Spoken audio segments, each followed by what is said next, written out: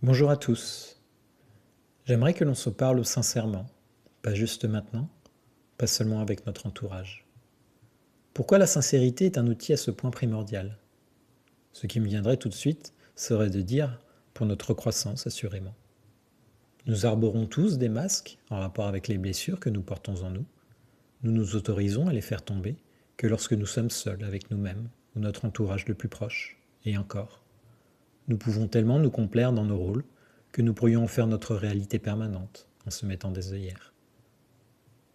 Il est pourtant nécessaire de le faire pour que nos émotions ne débordent pas et que ce débordement ne soit pas finalement plus destructeur que le simple fait d'être soi, en nuances de lumière et d'ombre. S'ils sont si omniprésents dans notre monde, est-ce parce qu'ils sont indispensables à notre protection ou notre expansion? Entre bien et mal, vrai ou faux, sont-ils la norme de ce qu'on appelle la bienséance? Des normes sociales instaurées? Par qui? Pourquoi? Et au nom de quoi? Pour éviter qu'on nous juge? Pour ne pas être exclu socialement?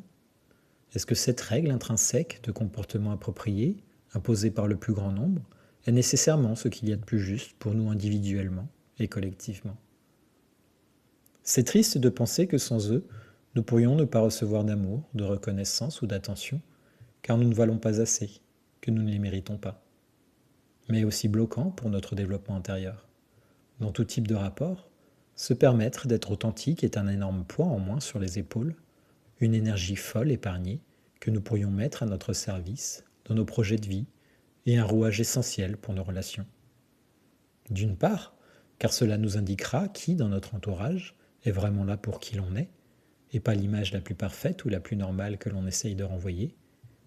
D'autre part, car en exposant toutes les parties de notre être, ceux qui nous aiment entièrement pourront nous permettre de nous apporter leurs réflexions, ou nous faire cheminer sur les comportements déviants, et je mets déviants entre guillemets bien sûr, car cela reste subjectif, que nous pourrions avoir accumulés depuis notre naissance.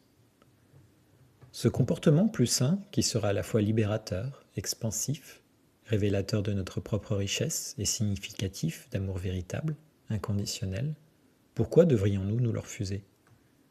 Dans un monde fait de dualité, les masques semblent avoir un rôle prépondérant pour reconnaître ce qui a trait à l'authentique de l'hypocrite.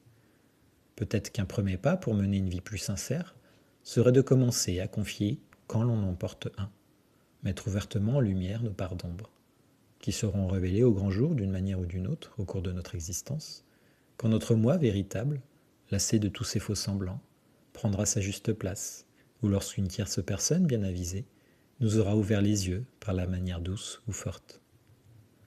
Si prochainement vous faites une nouvelle rencontre, je vous invite à réfléchir quel positionnement vous souhaitez adopter, en espérant que vous vous autoriserez à être authentique, pour partir du bon pied, en gardant l'esprit ouvert et critique. Vous pouvez réagir sous la vidéo ou sur le serveur Discord Parlons Débattants, en description sous cet audio. Comme lors des précédents thèmes, si le cœur vous en dit, faites-nous le plaisir d'un partage musical avisé. À la semaine prochaine pour parler des croyances.